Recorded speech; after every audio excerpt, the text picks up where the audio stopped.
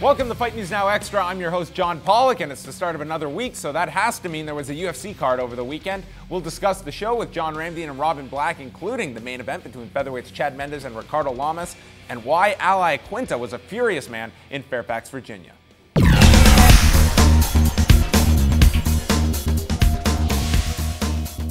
It was a rare Saturday morning event from the UFC in Fairfax, Virginia, featuring featherweights Chad Mendes and Ricardo Lamas in the main event. After a good start from Lamas, Mendes connected with a blow to the top of Lamas' head, and he was instantly stunned. Mendes put lots of pressure on Lamas with repeated strikes and finally finished Lamas at the 2:45 mark of the first round. Mendes improves to 17-2 and bounces back after failing to defeat Jose Aldo for the featherweight title last October.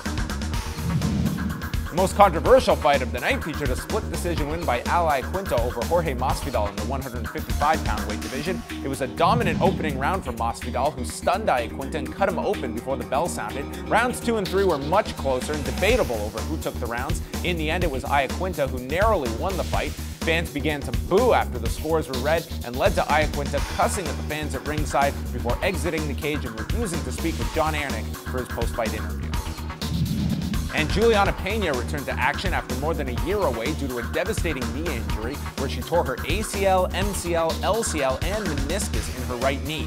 Pena dominated Milana Dudieva on Saturday, quickly mounting her and then attacking with strikes on top. Dudieva attempted to defend but had no success, and Pena would get the stoppage at 3:59 of the first round, as well as a $50,000 performance bonus. This coming Saturday, we have our preview show coming at you at 2 p.m. Eastern Time, getting you set from the UFC's debut in Krakow, Poland. And then the main card is airing on Fight Network at 3 p.m. Eastern Time, featuring the rematch between Gabriel Gonzaga and Mirko Cro Cop after their memorable 2007 bout. I'm here with John Ramdian and Robin Black.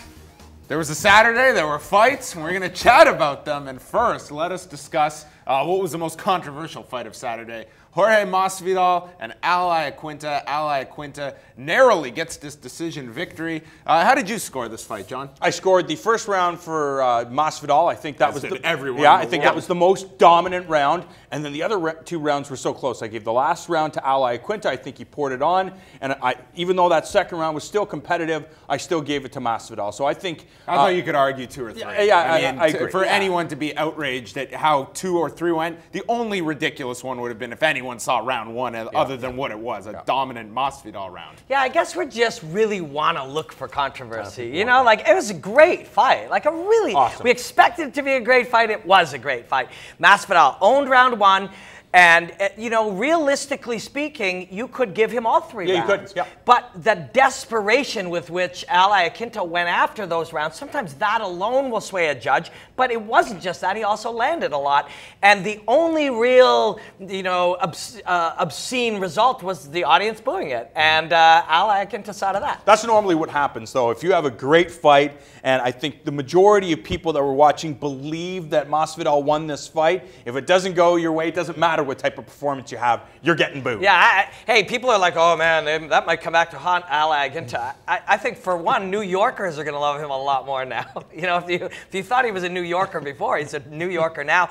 I personally liked it. A little bit of honesty is not a bad thing. Of course. Days. Well, I think that for Iaquinta moving forward, I mean, at the end of the day, the guy won the fight, and I'm just watching this, and I feel some of these fighters just have to have thicker skin. Yeah. You know what I mean? I think some of them, not to generalize every single fighter, but man, if you have $1 for every time you hear a fighter complain about what someone says on Twitter, it's like, who cares? Yeah, I know. You won the fight. Yeah, it's true, but you're there. It's supposed to be a good moment for you. It was a good moment. You make it a great moment. You say, you boo me, you're looking at the winner. Because I just dominated this man. I enjoyed it. Make him angry. I did, but you can understand from his point that, you know, he worked hard. He understood how tough Masvidal was. He came in with a game plan. Masvidal cut up his face, and still he managed to win. And during this time, getting to celebrate with his, you know, Matt Serra and Ray Longo, everybody in the venue is booing him. You can understand why somebody would be upset. Yeah, and he's just an angry New Yorker. You know, he's just, hey, take a lot of people from New York, splash water on their leg, they're going to give you that result. You know, like drive your car by. Do you think anyone on the Fox side is upset and wouldn't want an Iaquinta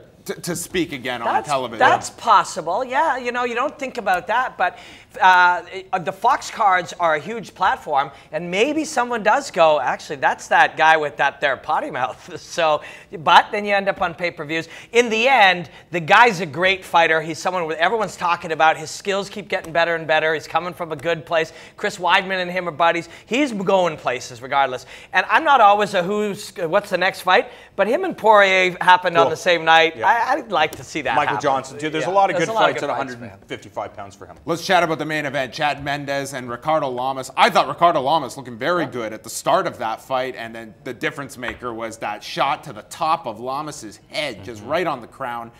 Chad Mendes just swarming him with strikes. I mean, Lamas took some really significant blows before this fight was finally called off. I know you guys don't like to say, hey, what's next? But with Chad Mendes, that's valid. I think all the focus now is on this featherweight title fight in July, because you either have Jose Aldo, I think that kind of hurts Chad Mendes' shot at a future title, but Conor McGregor winning that title, I think Chad Mendes is right in the hunt. Yeah, and that's what happens if Conor McGregor wins the featherweight championship. You know, the first question has to be asked, well, what type of performance does he have? Because you would imagine that Jose Aldo would get an immediate rematch. That's money, too. That's money fight. So you're trying to, that's right. So you're trying to sell fight. So if you could see how the UFC, if this fight goes the way we all anticipate, we're going to see a great contest between two skilled martial artists, and in the end, maybe one edges the other one out. Then you potentially have 3 fights. So for Chad Mendes, it would make more sense for the UFC to have him face off against Conor McGregor. That's the luxury the UFC would have, having Conor McGregor at the top of that 145-pound division,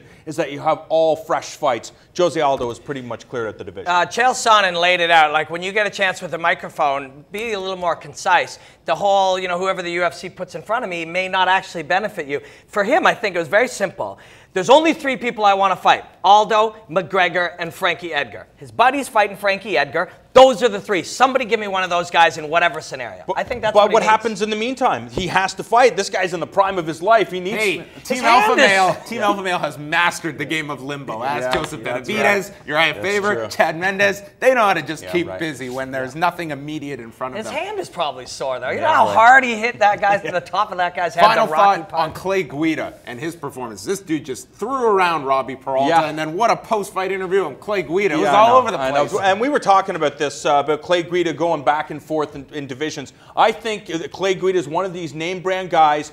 Give him the most interesting fights, and I think people are going to tune in. All right. He is Robin Black, John Ramdeen. More Fight News Now Extra is coming your way.